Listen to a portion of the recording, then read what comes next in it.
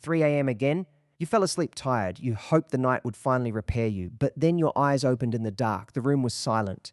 Your phone said 3:07 a.m. or 3:14 or 3:32, and suddenly your brain was awake, your body felt tense, and the same question came back. Why does this keep happening at the same time? That moment feels strange because it does not feel like normal waking. It feels personal. It feels like your body has an alarm hidden inside it. You are not fully rested, but you are not fully asleep either. You lie there, staring into the dark, trying not to think, but the harder you try to sleep, the more awake you become. And here is what most people miss. Waking up at 3 a.m. does not always mean something dramatic is wrong, but it does mean your sleep system is being interrupted. Your body is giving you a signal. The question is not, why am I broken? The better question is, what is waking my brain before the night is finished? Because sleep is not one long flat line. It moves in cycles. Through the night, your brain passes through lighter sleep, deeper sleep, and dreaming sleep. In the first part of the night, your body often gets more deep sleep. This is where physical recovery feels heavier and more restorative. But in the second half of the night, sleep becomes lighter, dreams can become more active, and your brain is closer to waking. So if something is already disturbing your sleep, the 3 a.m. window can expose it. That is why you may fall asleep easily, but still wake up in the middle of the night. Falling asleep is only the beginning. Staying asleep requires your body to feel safe, calm, balanced, and properly timed through the whole night. But here is where the problem begins before you even close your eyes. Many people bring the entire day into bed with them.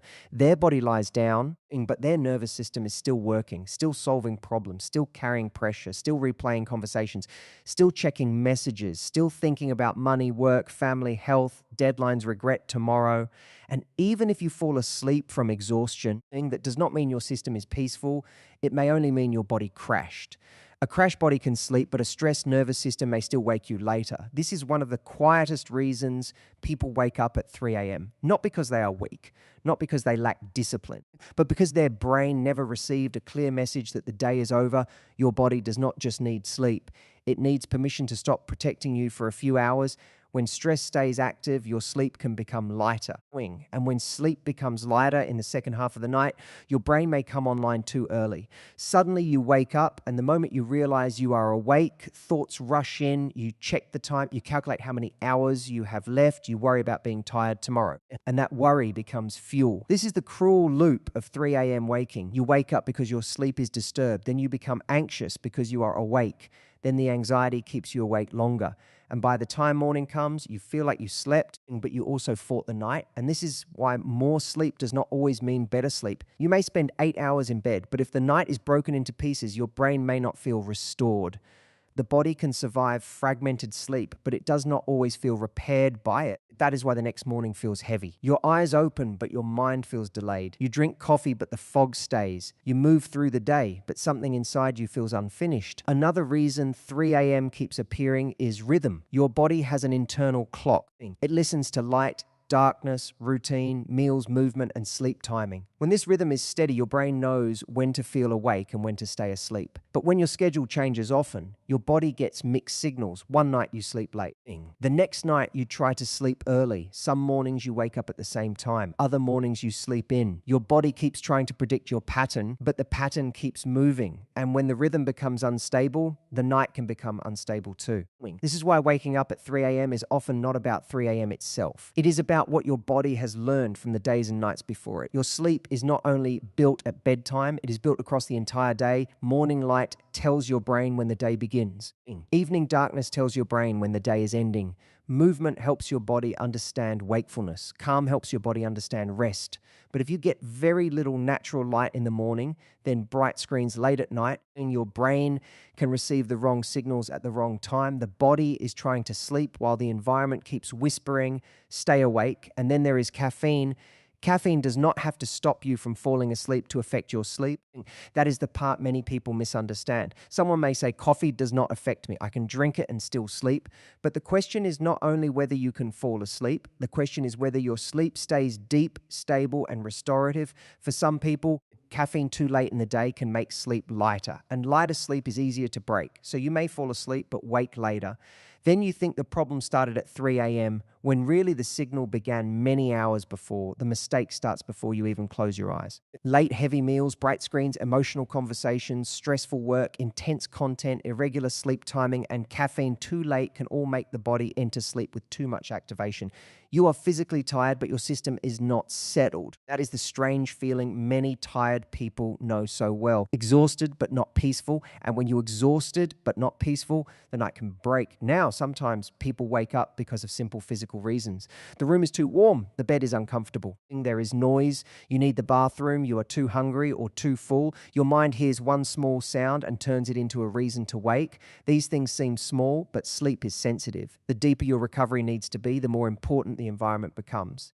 But here is the most important part. Do not turn 3 a.m. into a battle. The moment you wake up and start fighting the clock, your brain begins to associate the bed with pressure. You look at the time, you become frustrated. You tell yourself, I have to sleep now.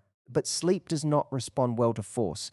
Sleep responds to conditions. You cannot threaten your body into rest. You have to guide it back. So here is the simple reset taught tonight. Do not try to fix your entire life. And protect the final 60 minutes before sleep and the first 5 minutes after a 3 a.m. wake up. In the final 60 minutes, make the night obvious to your brain. Dim the lights. Move the phone away from your face. Stop feeding your mind new problems. Keep the room cooler if possible. Choose one calm, repeated habit, a warm shower, light stretching, reading something gentle, writing tomorrow's main tasks, or simply sitting quietly without scrolling. You are not doing this because routines are magic. You are doing this because your nervous system learns from repetition. When the same calm signals happen every night, your body begins to understand. The day is ending, and I am safe to let go. Then, if you wake at 3 a.m., do not immediately turn it into a crisis. Do not blast your eyes with your phone. Do not check messages. Do not start solving your life in the dark. Keep the room low light. Keep your body calm. Remind yourself, waking briefly is not failure. I can return to rest.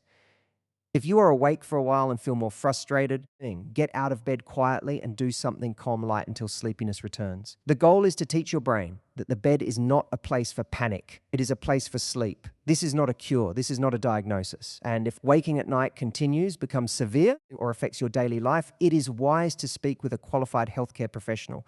Sometimes sleep problems are connected to stress, health conditions, breathing issues, medications, or other causes that deserve proper care. But for many people, the first step is not fear. It is understanding your body may not be waking you at 3 a.m. to punish you. It may be showing you that your sleep is too light, your rhythm is unstable, your stress is still active, or your nights do not have a clear enough landing. And once you understand that, you stop seeing 3 a.m. as a mystery and start seeing it as a message that says the day is following you into the night, a message that says your brain needs a cleaner ending, a message that says your body needs deeper safety before it can give you deeper sleep. You are not lazy because you wake up tired. You are not broken because your sleep is interrupted. Your body may simply be asking for better signals, calmer nights, and a rhythm it can trust. So tonight, make one small promise to your sleep, not a perfect routine. Not a dramatic life change, just one protected hour before bed, less light, less noise, less emotional chaos, less scrolling, more calm, more darkness, more consistency, because the night does not begin when your head touches the pillow. The night begins when your brain finally believes the day is over. And when your body learns that message, 3 a.m. no longer has to feel like an enemy. It can become just a brief moment in the night, not the thing that steals your morning. The goal is not only to stop waking up. The goal is to wake up feeling like the night actually gave something back. And if your mornings still feel heavy, foggy, and slow, the next thing to understand is why your brain feels half asleep after waking and why your body can be out of bed while your mind still feels trapped in the night.